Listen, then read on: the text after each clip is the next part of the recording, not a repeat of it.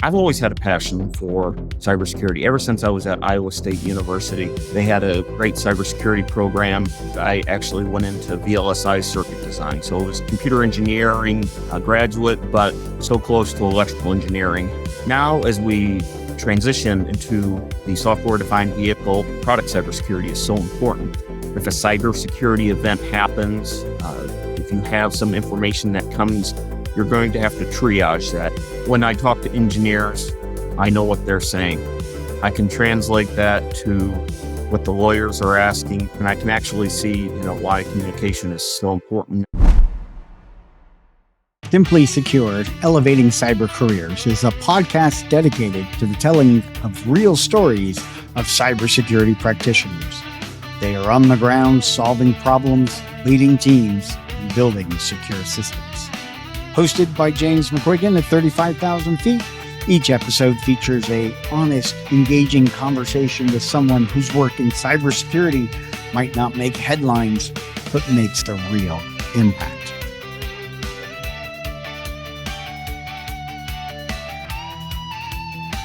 My name's Tyson Benson. I'm actually a senior product cybersecurity analyst for ZF. I was a patent attorney for 15 years, worked in intellectual property, prosecuting patent applications, trademark applications, from patent law to PCERT, as I like to say. Ready for takeoff. Welcome back, everybody, and I'm real excited to be joined with Tyson Benson. The story we're going to share today, I think, is going to be very interesting for a lot of you, a unique perspective. So to start things off, Tyson, I usually skip the whole, how'd you get into cyber? For me, and for the audience, I'm curious to know, what was your aha moment that made you realize that cybersecurity is where you wanted to be? Yeah, well, thank you for that. And actually, it was kind of in the last couple of years. So I always like to say it's from patent law to PCERT for me, because prior to being in product cybersecurity, I was actually a patent attorney. So I was in the legal field for 15 years before coming in. And the aha moment for me was 4 years ago or so, 5 years ago, actually, probably around COVID time, where I woke up once and I thought to myself, wow, another day of getting to open up my Microsoft Word document to draft patent applications. Woo. I've always had a passion for cybersecurity. Ever since I was at Iowa State University, they had a great cybersecurity program. And one of the things, when I graduated, I actually went into VLSI circuit design. So it was pretty much everything away from, I was a computer engineering graduate, but so close to electrical engineering with semiconductor fabrication. But I always had a passion. And I think my passion for cybersecurity actually goes back to 1993, Jurassic Park, Nedry, seeing what the power that someone could do in shutting down the park and letting a whole bunch of dinosaurs go by accident, but still what someone can do. And so that kind of got things going where, wow, the ramifications, but it's still, and it's doing this thing with this newfangled technology of a computer and so forth. And you didn't say the magic word. So that really hooked me at the time. And again, growing up in Iowa, wasn't as exposed to it as much, but went to Iowa State, became a computer engineer. And I always just had that itch from being in the legal field. I just woke up. And so I was able to take a path where I became in-house patent counsel that allowed me then to pivot to product cybersecurity. That's really fascinating. And it's interesting because all of us come into cybersecurity a little differently. Some folks through musical theater, other folks through the legal profession. So that's great. So how now has your experience working in patent law allowed you to approach cybersecurity in something that's highly regulated, like your automotive industry? Yeah, that's a great question. And actually, as much as one might think how divergent they are, patent law has this little niche area within the legal field. That was one thing that I found, because it had specific administrative law. It had specific rules and procedures for how you had to draft, prosecute, go back and forth with the patent and trademark office with the patent examiners. In the automotive field, especially from a product cybersecurity standpoint, which is a little bit different from the enterprise cybersecurity. Product cybersecurity, we're dealing with the ECUs in the automobile. And right now, we have what's referred to as R155, which is in the European Union, which is basically requiring anyone that has a vehicle to have a cybersecurity management system. And so that's a set of regulations.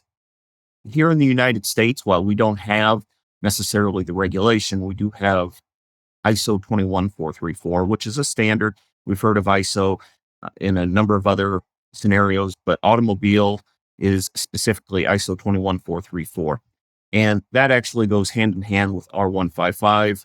And so, long story short, and I was a little long-winded there and kind of talking about the administrative law approach.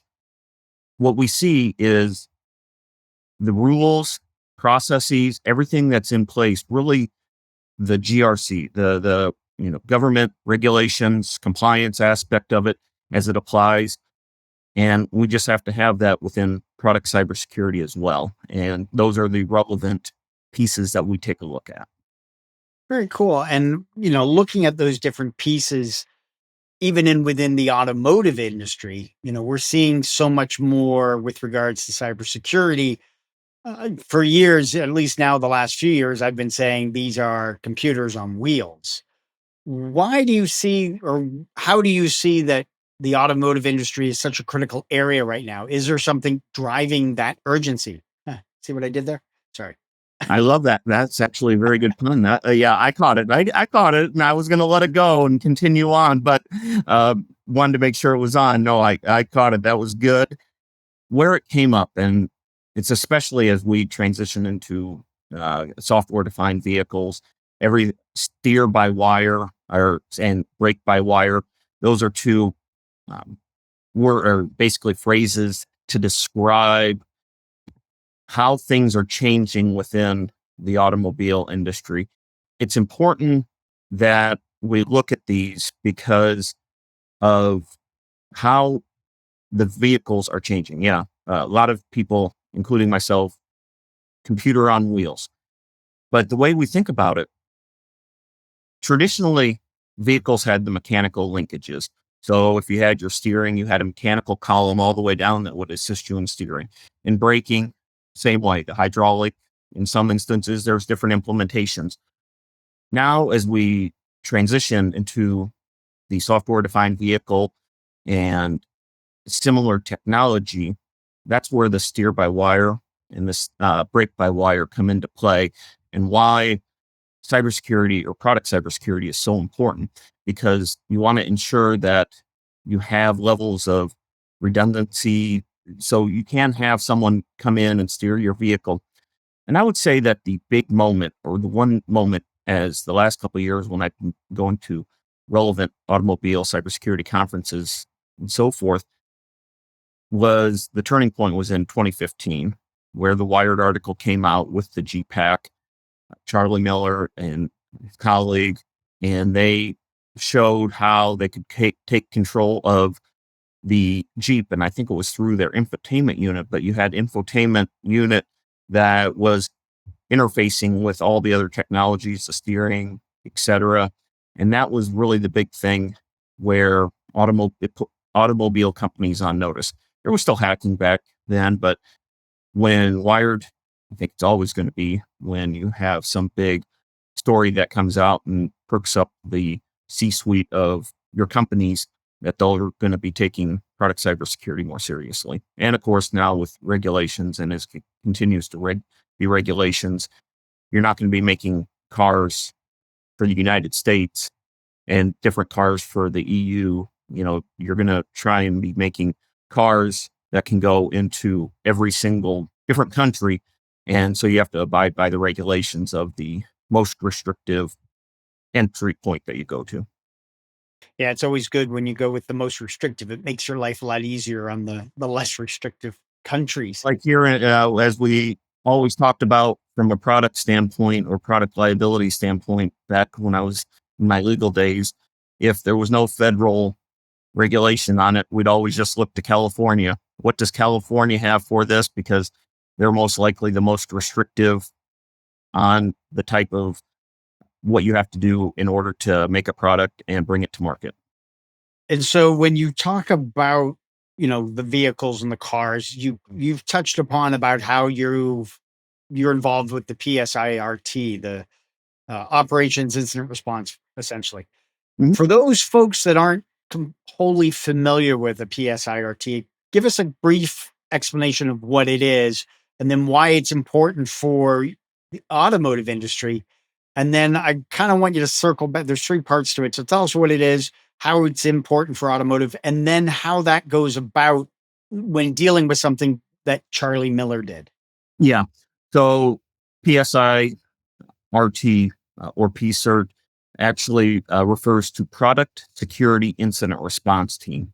And so you'll typically could think of these in the enterprise equivalent of CSIRT or any type of security incident response team where you're going to be, if a cybersecurity event happens, if you have some information that comes, you're going to have to triage that information, which is basically filtering out or prioritizing based upon what it is. And so I think that you can use the analog in the sense of the enterprise where if you have an Active Directory that's compromised or you hear about some brand new POC on some vulnerability that just came out, you're going to have to be triaging, filtering. Do we have this? Do we have whatever it is?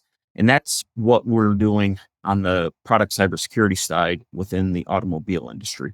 What we do is we take cybersecurity information. So, for example, blog posts or any other information that may come in, microcontroller vulnerability. And so we take that information in. We're going to go out and basically provide that information out to the engineering teams and say, hey, here's what's going on. You'll have to go in and take a look.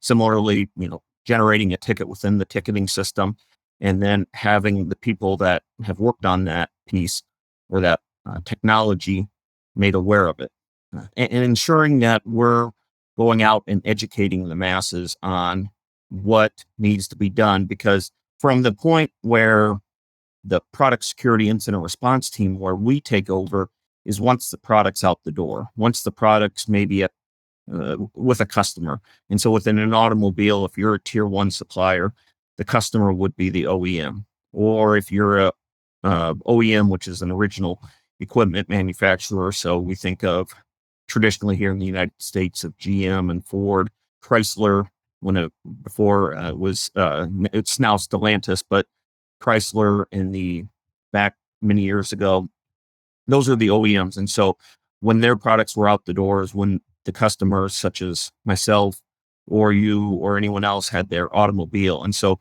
that's where we come in after the fact, after everything's been put together and shipped out the door.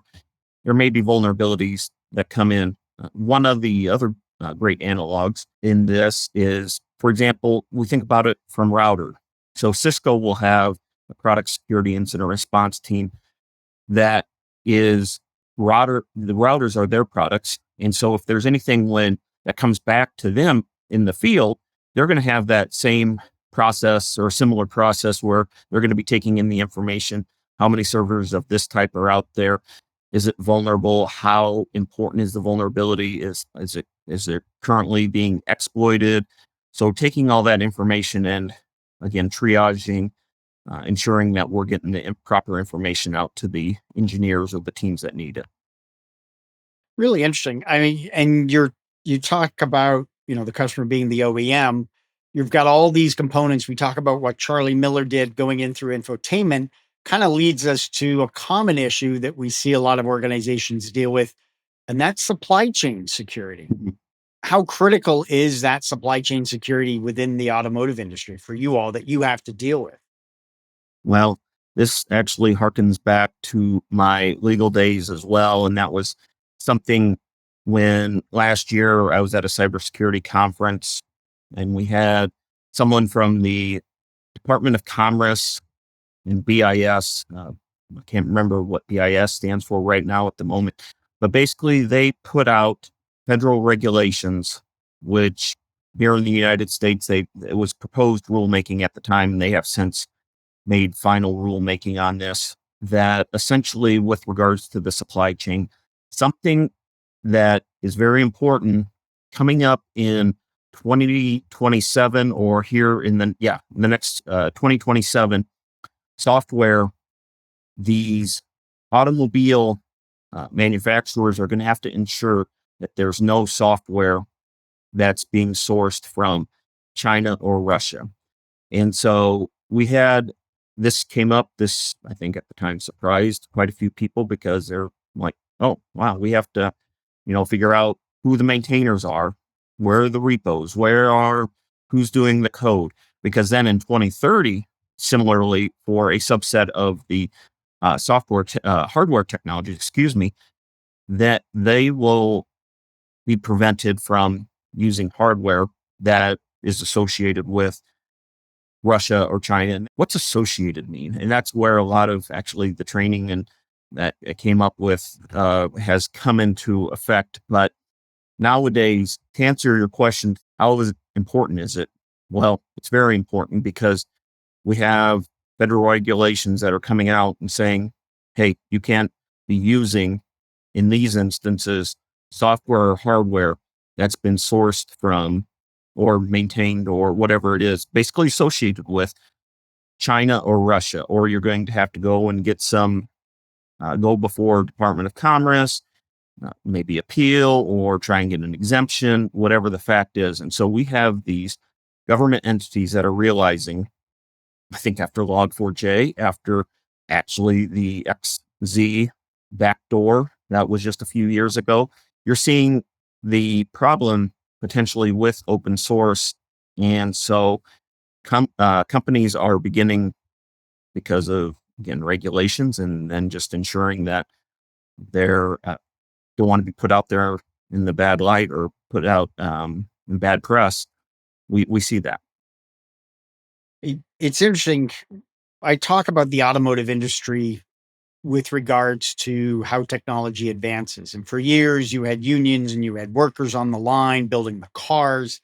And as being somebody in product security, those people have essentially all but gone away because now you've got robots building all those cars. There is still a human involved. What kind of human risk do you deal with regards to your automotive industry? Is it in the supply chain with those third-party companies? Is it within the development? Is it within the software that's getting developed in the cars? Where do you see some of that human risk appearing within your industry with the regulations? Yeah, I think, are the workers or the people, are they educated in the sense of what the expectation is? Sometimes, I think it goes with any company where there might be multiple layers. And I think back to that old game of telephone where I would say something to my friend and that would go down the line and you whisper it and then it comes back and you're like, that's not what I originally said. And so when you have multiple layers, potentially, that ensuring that the right information is out there, and who needs to know and what do they need to know. And I think of it in the sense of, for example, this regulation with regards to open source technology or the open source regulations, where we're going to have the right people knowing, checking on the maintainers. Who is it? Of course, we have some risk involved when you're going to have some redundancies when it comes to the build. Anytime there's a human element, you're going to have potentially mistaken. I guess even the people that are maybe programming the robots as well. So I think that's a long-winded way of saying everywhere, anyone is potentially, where in errors or anything can be introduced with computers. I think I always go back to something that Doug Jacobson, a professor at Iowa State, said, that professor of cybersecurity, basically anytime you introduce humans, there's always going to be errors or vulnerabilities or weaknesses. If you could just let the worlds run on computers without any human intervention, then you'd be basically okay. And that's essentially, or that's what I took from what he was telling me many years back. And it's always kind of, yeah, that when the human element, we're human though. And that's by definition error prone. So I think it's anywhere within the chain could be a risk. Yep. Yeah. I mean, personally, I've always never enjoyed the statement of humans are the weakest link. For me, it's a matter of we've got to educate them, we've got to make them Mhm. aware, we got to reduce that risk that they could introduce. I want to go back to your experience of working in the legal industry. A lot of people, when coming working in cybersecurity, aren't fully aware of what legal implications, especially maybe even at the CISO level or management level. But how do you, or how does your legal experience help you with your cybersecurity decisions or what you deal with on a daily basis, especially with the regulations? A joke that I'm sometimes a Rosetta Stone. And what I mean by that is when I talk to engineers now, I know what they're saying.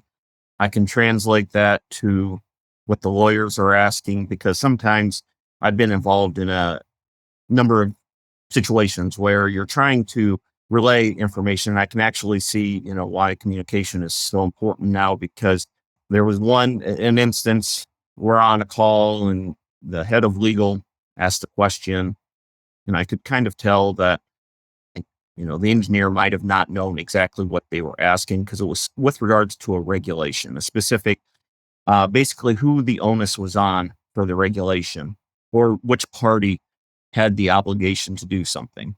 So I knew exactly from the legal standpoint what was being asked, and I could kind of see where the engineer was answering to the best of their ability, understanding what the regulation was, what the attorney was asking. I was able to say, "Oh, actually, it would be this party that has the obligation for that because they're the ones that either have engineered it or are, have made the product." And so that was something where it can be more efficient, it can save time, but I just joke that I'm the Rosetta Stone because I'll be able to translate between these two languages of Klingon and English and try and figure out what they're saying and say, no, here's what the attorney's asking for, engineer. But yeah, the Rosetta Stone, so I can easily translate between what the attorneys are asking and then also providing, having the technical knowledge actually, or of understanding how everything is, interconnected or the actual engineering level piece of it, because then I can come back to the attorneys and say, well, I understand what the regulations are, but here's the process for how things are doing, and here's practically how we're approaching it or how the engineers are approaching it. So it allows me to see like both sides and every side in between those both sides. Yeah, I certainly see, and I know a lot of other cybersecurity professionals. They feel that they are that Rosetta Stone. They're the Mhm. translator, translating the technical or the business and back and forth. Exactly. What would you say, either throughout your career, uh, cybersecurity essentially, but what's been the most interesting or unexpected cybersecurity challenge that you've had? Learning all the processes. And what I mean by that is coming into a company, there's, it's just not, oh, we're going to go out and protect the product. It's the process of how that's done. So the step by step engaging with the tools that build that process. There are certain products out there where they'll allow you to generically build from this perspective. If, for example, in ISO 21434, Chapter 8, we talk about it as continual cybersecurity activities, those activities that need to be done after the product is left. Now, if you dig into Chapter 8, there's a whole bunch of requirements in there. So, vulnerability, evidence of managed vulnerabilities, triaging, you name it, they've laid out. And so, from that, ISO 21434, you have to go in and enumerate or quantize, as I kind of thought about it from, but you're going to be building out this documentation that's going to be the rule book for engineers, the higher ups, the company. And so going in and actually building out the processes, and I think it was different for me because of where I was coming from. Now, I might have been exposed to it if I came in, from the engineering level and stuff, but of course that would afforded me the experiences that I've had. So the challenging part was the stuff that maybe I wasn't exposed to that maybe I would have been if but for I was somewhere else, meaning but for I was in, product cybersecurity from when I graduated. So that was, coming up online and coming up to how things are built and made and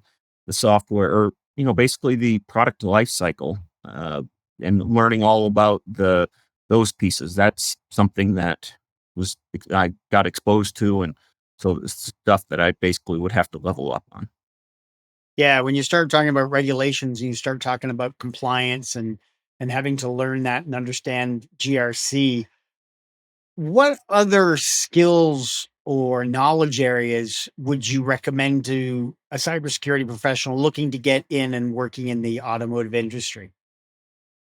So first and foremost, it's understanding the differences between enterprise and product cybersecurity. And I think that the easiest comparison that I made it a little bit earlier was that the enterprise, typically when everyone is thinking about it, it's protecting the Active Directory or ensuring that your web apps are safe or your mobile phones, all that type of stuff. And that's kind of what I refer to as enterprise cybersecurity. Whereas in product, you're actually ensuring that the product, so the Internet of Things, so that device, the router itself, your smart cameras, all of those can be compared to what your ECUs are in the car. And so understanding, so if you're going to be a pen tester, understanding, the how to extract firmware, how to get firmware into Ghidra or any type of reverse engineering, or running it through one of its the static analyzers.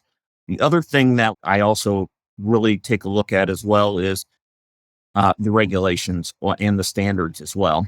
And so, ISO 21434, I've referred to it, but that's not the only automobile. The regulation also R155. We also had a Chinese regulation that came out.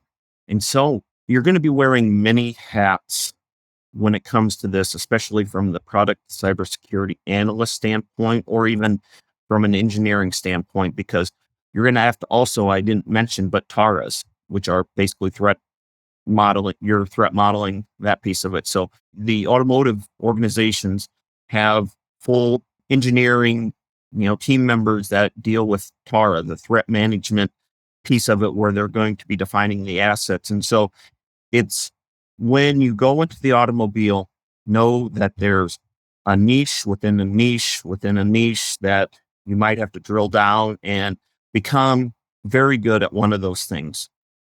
But what I'll say also is that there's a lot more information out there now compared to even a couple of years ago of product cybersecurity and what people would have to uh, basically come up with or learn about.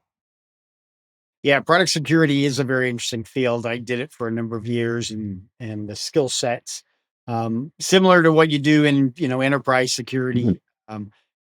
But it does have its nuances, whether it's energy or whether it's automotive.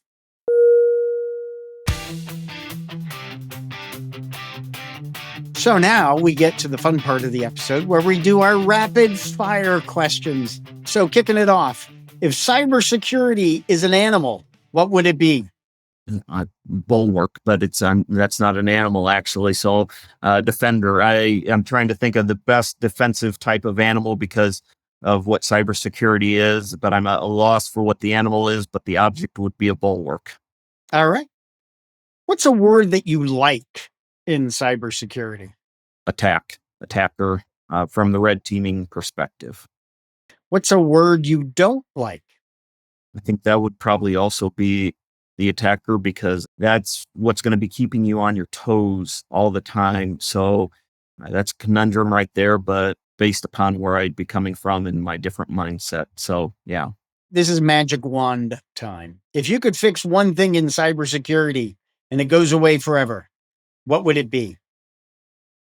the scoring system of the CVE, because there are so many people that I think react based upon scoring when there's so much more that goes into it from the CIA, the triad. There's too much onus put on the scoring of whether something is really bad. Yeah, of course, a 10 is objectively bad, but 7, basically the scoring of it doesn't reflect maybe some of the stuff. All vulnerabilities are bugs, but not all bugs are vulnerabilities. I hope I got that Exactly. right. Yep. What cybersecurity tool do you enjoy using? I love my Flash programmer, where I can extract firmware from the Flash chips. Say it's my Flash programmer.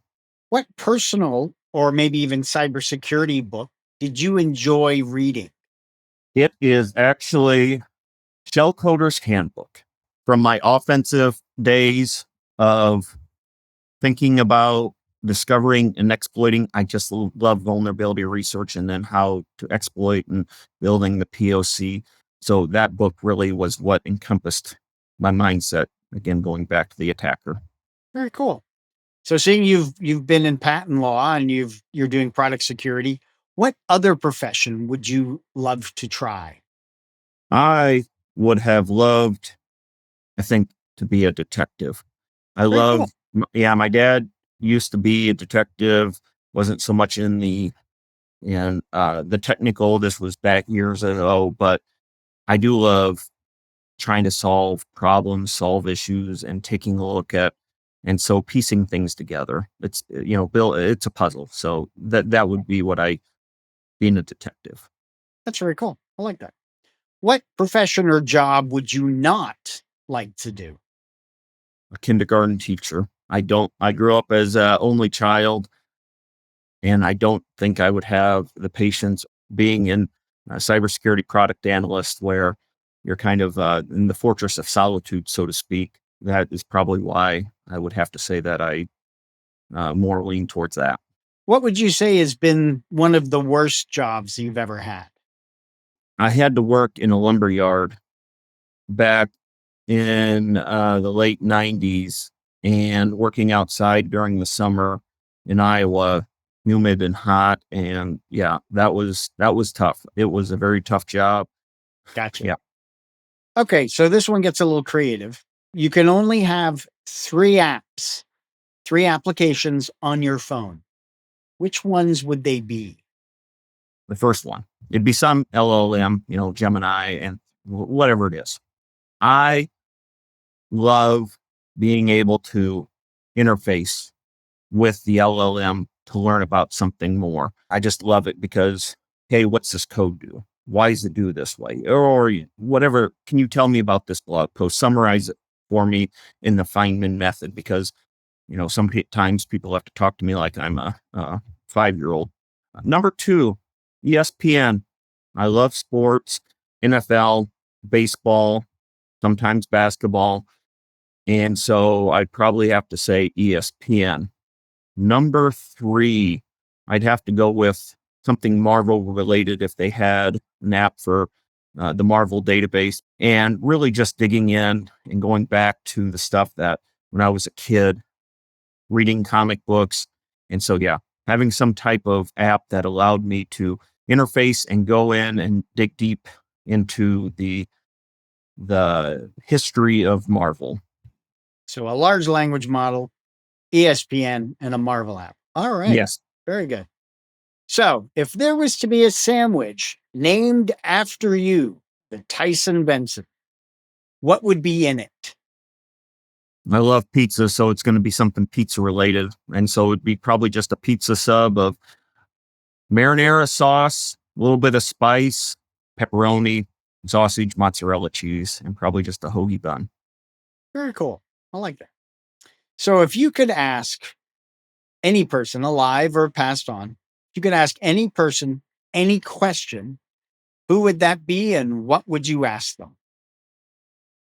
Nikola Tesla, I would have asked about how they approach how he approached his problem solving. How did Nikola Tesla take a look at something and then determine how to build it? Very cool. What is one place you would love to fly to? The Roman Colosseum. That's what I'd want to see, is the Roman Colosseum. I would love to see that in person. Very cool. Nice. What do you see as the biggest threat in cybersecurity for the next 10 years? Chinese. Everything from Salt Typhoon to any the other typhoon related incidents where industrial control systems, they are persistent. They continually to play the long game. I mean, it's just, they have the ability to have a long-term goals. And yeah, I just see that as one of the bigger risks. All right. What is one cybersecurity myth that you would like to dispel? I'd have to go back to my CVSS if I could remove it, because the amount of, I think, grading or the intent or what people put into what the grades are, and that what they're realizing is that how, they're giving some type of importance based upon a score that may not be within the right context. Don't believe or jump into the scoring system as the end all be all. So that kind of brings us to the end of our rapid fire session. So I got one more question, then we're going to wrap it up here. But I'm curious to know, what do you want your legacy within the cybersecurity automotive space to be?